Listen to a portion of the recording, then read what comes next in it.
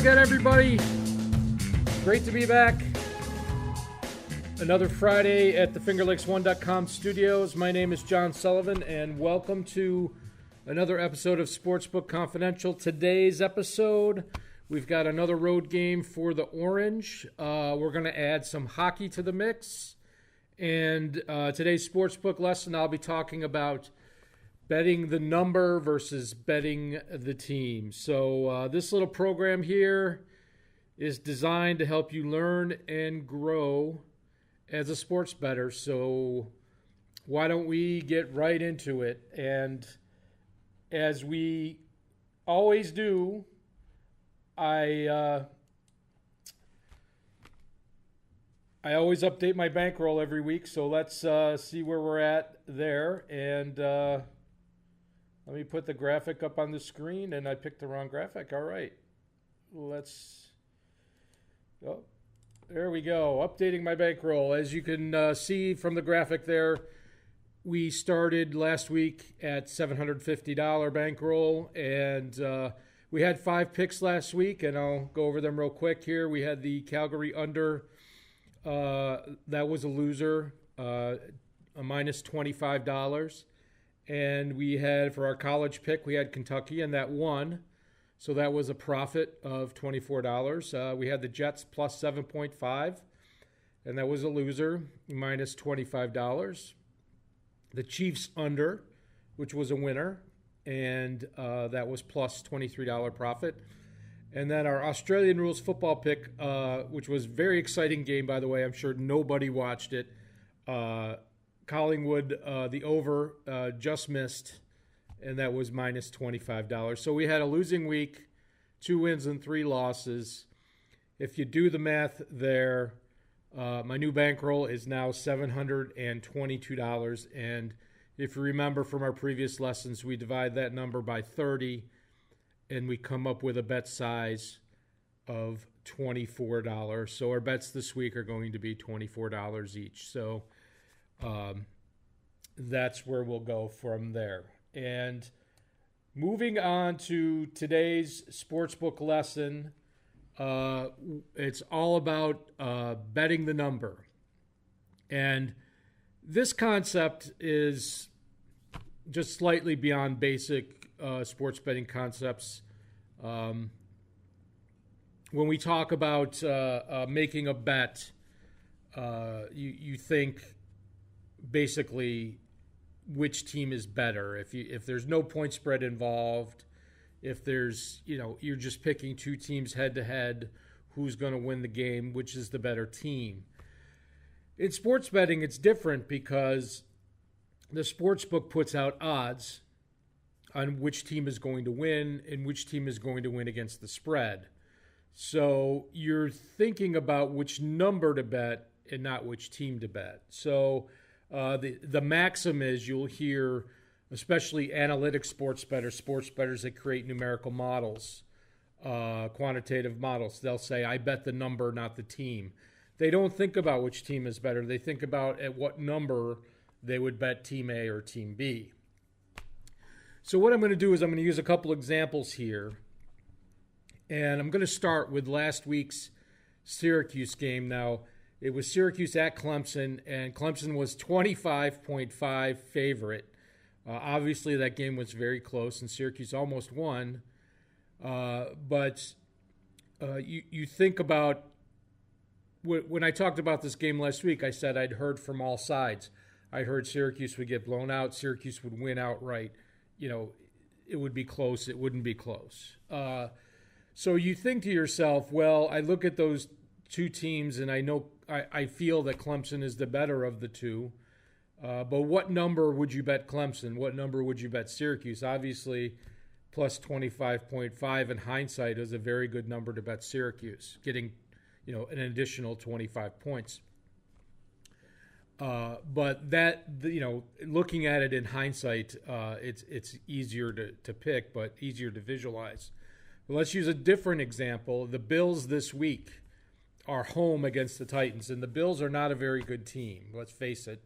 Right now, the money line's at plus 208, which means that you would get For wagering $100, you would get a profit of $208. So, is that a good enough? Are those good enough odds to bet the Bills? Do you think they have a good chance of winning? Or what if I said the odds move to plus 300, where you're getting $300 for your $100 bet? Is that good enough for you to bet the Bills? What if it goes to 500, plus 500? Or what if it goes to plus 800? You're getting $800 for a $100 bet. And that's very attractive odds. If a team only has, say, a 30% chance of winning a game, but the payoff is better than what than what a 30% of the time would be, without getting into the mathematical examples, I'm just saying it reaches a number where, as a bettor, you have to consider making that wager, because the payoff is the reward is worth the risk. As we talk. And here's my favorite example, and I like to play totals, and I feel like this is an easy lesson for sports bettors to learn this concept. And the average NFL total score is about 46 points. Not specific. It depends what range you're going, how many years you go back, and let's just say for the last few years, about 46 points. Total score in a game. Two teams, their combined score would be 46 points. So when you see a total on the board for an NFL game, it's 38. The average score is 46. You look for a reason to bet the over, because that's a very attractive number for over bettors. Is the weather going to be decent? Are the best offensive players in the game? Are the good defensive players not in the game? Injuries, suspensions, whatnot. Is a team playing for, a playoff spot, or are they out of it? Or there's all kinds of factors involved. But you look for a reason to bet the over. And on the other side of the coin, you see a total of 56 or even more, and you're looking for a reason to bet the under on that, on that total. The average score is 46. Obviously, that's 10 points less than what that total is, and you look for reasons to bet the under. Is everybody, who's on the injury report? Is there going to be bad weather, et cetera, et cetera, et cetera?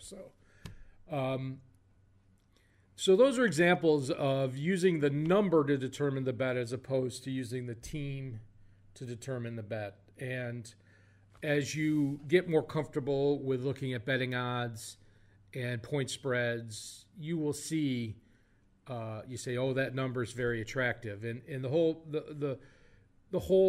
mindset of what number you would make a bet at will automatically make you more selective in choosing your sports bets. And that's something that you should retain going forward, and it'll become second nature to a lot of people once they start placing sports bets on a regular basis. So now that we have today's lesson out of the way, let's move on to the games, and we've got a lot of ground to cover. So why don't we start with the NCAA games this week? And in college, there's some very interesting games, but I narrowed it down to just 3 to go over because we only have 30 minutes for the show. Of course, we're going to start with the Syracuse Orange going to Pittsburgh to take on the Pitt Panthers. And right now, Syracuse is listed as a 3-point favorite on the road, and the total is 58.5. I got to say that I'm kind of feeling a letdown scenario for the Orange here. They played so well in Clemson, and they've just completely overachieved this year. And who's to say that Dino Babers isn't a great motivator and this team is still hungry? But I'm feeling a letdown spot here. I really am. Pitt has played their competition pretty much competitively. I don't really know about the total. Syracuse is usually good for 30 points a game. Pittsburgh is not Clemson's defense, so I feel like they can accomplish 30 or 35. But the big question is Pittsburgh going to score the other 25? This game smells like a trap game to me, and I really am just going to avoid it overall. Syracuse has played well, and they've avoided injuries for the most part. And that's another factor that just over the course of a 12-game season, Dungy's been hurt every year he's played pretty much, and you wonder if that bugaboo is going to come again here soon. So this game is a pass for me. I just can't bring myself to wager on it. The next game is Texas versus Oklahoma. The Red River Shootout. You notice I have versus instead of at because the game is at the Cotton Bowl in Dallas, Texas. Kind of a neutral ground for these two teams. They play it there every year. And Oklahoma is a 7-point favorite. The total's 61. As far as the total goes, that's pretty accurate. I would kind of lean towards the over here. These two teams can score points. Texas has improved every week. They're 4-1, and Oklahoma's undefeated. If this spread went to 7.5, I would take Texas. This game, the last few years, has been close every year. Oklahoma had a really close game with BYU. Texas could win this game, but I really think they'll keep it close. I think this will be a touchdown game, so it's accurately lined. Oklahoma has the better offense, but the big question is how much better, and I don't think they're more than a touchdown better. So 7.5, I would definitely take Texas, but as it's lined right now, I don't see this as being a wager for me. So it's going to be a pass. And in the SEC this week, LSU at Florida is the big game. And right now, Florida is 1.5-point underdog. 43.5 is the total. And I am on board the LSU train. I believe that they are a national title contender. And I've already talked about how stout their defense is. And their offense is better than Florida's. Now, Florida's not an easy place to play, although Kentucky went in there and beat them. Florida has improved over the last few games, and they're currently ranked in the top 25. But this game is LSU for me, -1.5. I doubt this is going to be a 1-point game no matter what happens. So I'm not afraid to take the -1.5 here. And I do think the game will go over. LSU has a better offense. They're known for their defense, but they have a really good offense. And they have their leading offensive players have outrushed and outreceived and outthrown the Florida players. So that's an easy pick for me. This week's college play is LSU -1.5. So we'll see how that pans out.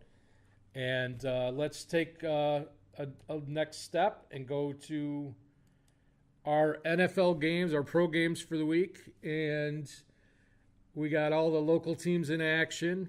And we're going to start with the Buffalo Bills hosting the Tennessee Titans. And the Bills are currently +5, and the over-under is 40. And 5 is, in sports betting, 5 is what some bettors call a dead number. What that means is, in football, there's important numbers in the point spread. Obviously, 3 and 7. 7 would be a touchdown difference.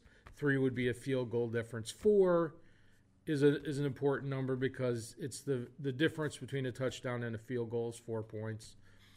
And so 4.5, 5, 5.5 are kind of that dead number in the middle. It doesn't really matter if it goes either way. And then once it gets to 6, 6.5, 7, those are more important numbers. So 5 is kind of a dead number. I really like the Bills at +6 or +7. I feel like they can put up a better effort. The Titans, obviously Mariota is healthier. His hand is healthier. He threw for a lot of yards last week. 40 is a doable total, I think, over. We talked about that already. You just don't know what you're going to get with the Bills. I feel like you're going to get a great game out of Josh Allen and then get a lousy game out of Josh Allen. Will Shady McCoy be healthy? It's tough. It's really tough to figure out. So this game's a pass for me. So let's move on to the New York teams. We have the Denver Broncos at the New York Jets. And the Jets are a 1-point favorite, and I really like the Broncos here. The Broncos had a tough game last week, but I didn't expect them to beat the Chiefs, but I do like them against the Jets. The Broncos have a really good defense. It's their offense that is the question, and I feel like they can make enough offense here to be competitive and beat the Jets. You just expect, rookie mistakes from Darnold. He's due for another good game. Is this the week that it happens? I don't think so. 42.5 is about right. That's a tough game to bet the over and a tough game to bet the under because it should be decent weather. That game's pretty much a pass for me, but I lean the Broncos. And then the Giants at the Panthers. And, these are two teams that I feel like have underachieved. And if the Giants can put it together on the offensive side of the ball, I feel like they can cover the 6 here. You got to like the Panthers to win the game straight up. But I feel like +6 and definitely +7, I would take the Giants. 43.5. I do think, if the Giants are competitive, that will be over. But it's a tough number to, 42 is the number you're looking for there. If 43.5 is a little too high for me to put a wager on that game. It's not high enough to bet the under. It's too high to bet the over. So, I like the Giants plus the points, but again, no wager on that for me. So the games that I do like this week, start with the Falcons at the Steelers. Steelers are 3-point favorites. I don't really see it. They're tough at home, obviously. I think the Falcons are a much better team. But the total here is 58. And as I said in my sportsbook lesson, if you see a number that high, you look for a reason to bet the under. And I just have to go with this. Teams are not going to, the Falcons may score 30 points a game, but, the Steelers are not going to give up 30 points every game. The Falcons are not going to score 30 points every game. They may average 30 points. It's, if an average total score in the NFL is 46 and you see a 58, unless there's no defense. Now, both of these teams do not have great defenses, but they're not the worst, in my opinion, in the league, either one of them. So I'm taking the under here. That's my first play of the pro games this week. It should be interesting to see how that game pans out. I feel like both of those teams are really going to stress defense. And the game's on the grass, and the Heinz Field can be choppy, and we'll see what happens. Cardinals at the 49ers. The Cardinals struggling to win a game. 49ers lost their quarterback. Their replacement level quarterback, C.J. Beathard, is actually pretty good. They scored 27 points. Without Jimmy Garoppolo. So the 49ers are actually 4-point favorites, even though Cardinals have all their top personnel in the game. So who knows? This is a division battle, and the total here is 40. I really like that. I think both of these teams can score 20 points. I don't think there's any question that both of these teams can score 20 points, even if Marquise Goodwin isn't in for the 49ers or Jimmy Garoppolo. They have enough talent. They have two good running backs and a decent tight end and enough wide receivers to get the job done. So, if 2 touchdowns and 2 field goals for each team to get there, I think they can. I'm not really sure about who wins this game. At +6, I would really like the Cardinals, but I'd pass on the point spread, and I would just say take the over 40 here. So that's my second pro play, is the over 40. So, on Monday, which we know is Columbus Day here in the States, but up in Canada, it's Canadian Thanksgiving, turkey, pumpkin pie, and football. So we have the Edmonton Eskimos at the Saskatchewan Roughriders. I put the team names in this week because I didn't want to misspell Saskatchewan. So the Roughriders are 3.5-point favorites. They are the hottest team in the league. Total 52.5. I have a feeling this is going to be a high-scoring game. However, the Eskimos, who have not been playing well, this is kind of a must-win game for them. I feel like they're going to take this very seriously. I feel like Duke Williams, is their leading receiver, has had time to heal for the Eskimos. Eskimos, in my opinion, have the best quarterback in the league in Mike Riley.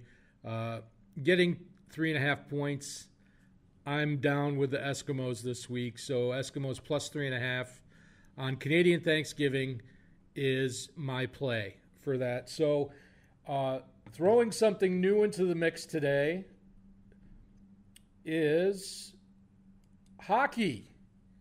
And we're going to talk a lot more about hockey, but this week the NHL started. I have my NHL gear on.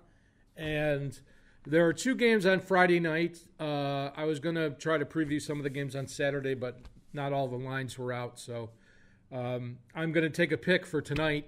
If you're interested in making a wager and you're looking for something to wager on, this is what I got going. So there's 2 games. First game is Carolina Hurricanes at the Columbus Blue Jackets. Carolina will be sneaky good this year.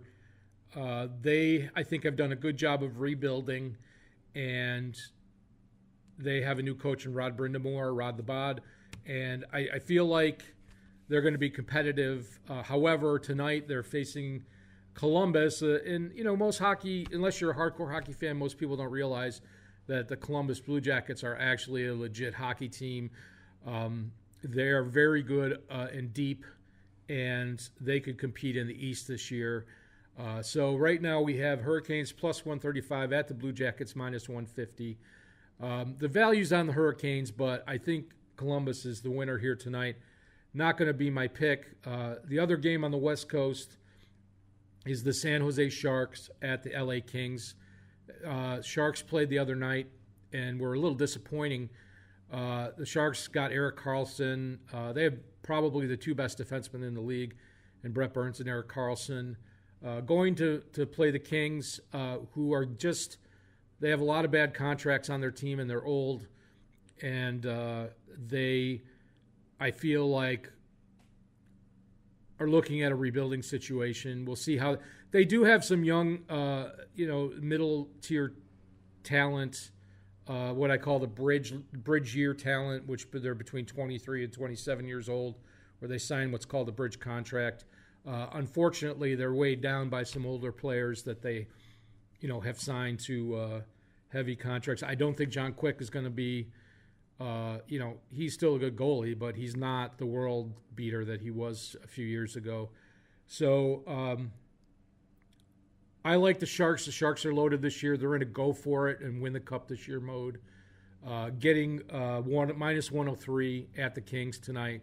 That's my hockey play for tonight. The San Jose Sharks money line at minus 103. And before we wrap things up, of course, I got to do my Sunday fantasy plays, and we've got a whole slew of choices for you here today. Remember, this does not include the Monday night game. So for quarterbacks, both of these quarterbacks were priced the same, and I like both of their matchups. Matthew Stafford is at home against Green Bay, and I like his chances to throw for a bunch of yards. And Deshaun Watson is Houston is playing Dallas. I think they're hosting the Dallas Cowboys, and he has been back from his knee injury. I was a little concerned whether he missed most of last year, if he would be okay this year. It looks like he's good to go. He's got a lot of great receivers there. And let's move on to the running backs. Is Melvin Gordon, Old Faithful. I've had him on almost every week, and playing the Raiders.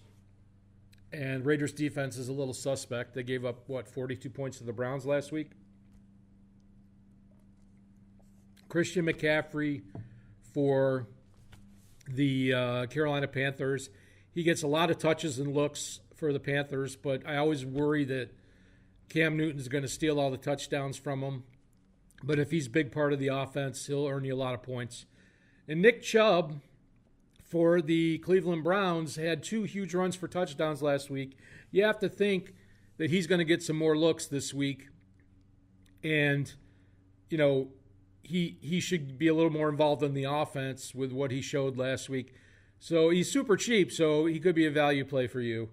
On to the wide receivers, Antonio Brown for the Steelers. He's probably the best receiver in the league. Golden Tate is getting lots of yards after the catch. Pairs with Matthew Stafford. Will Fuller, who's caught touchdowns in the last few games, pairs with Deshaun Watson.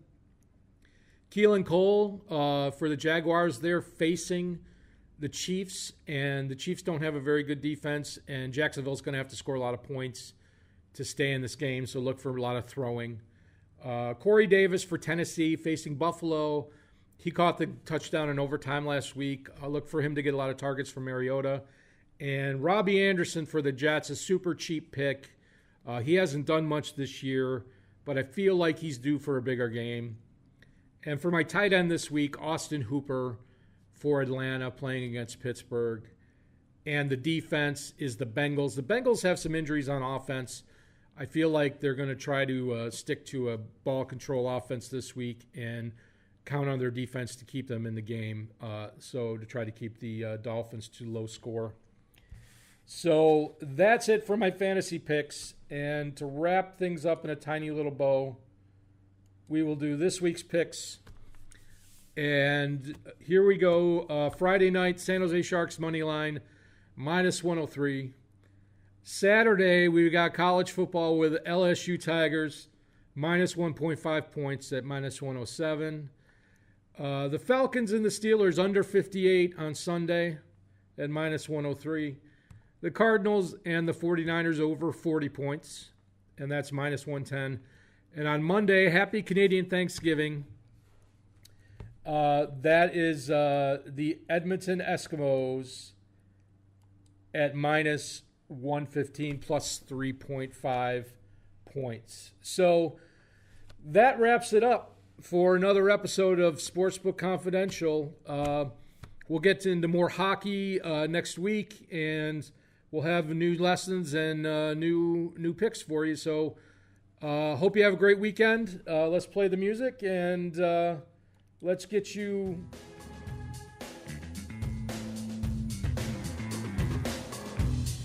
some winners. Take care.